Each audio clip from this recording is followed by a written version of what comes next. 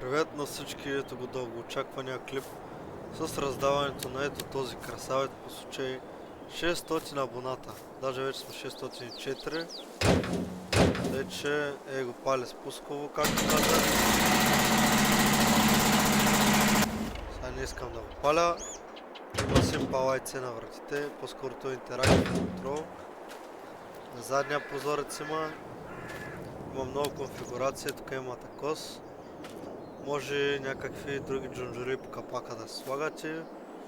Има мигачи работещи, LED бар работещ и вратите му се отварят. Както виждате тук фаровете, отвътре като запалите може да гасите. Може да се пали или с Enter бутона, или отвънка, само от пусковото.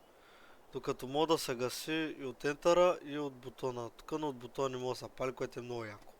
Лампата му тук също бачка, нали? Задния прозорец си го затваря. И тъй, в случая абонатите, раздавам го. Този трактор го няма никъде. Изтегли го от един сайт, но малко след това хората го изтриха поради неясна причина.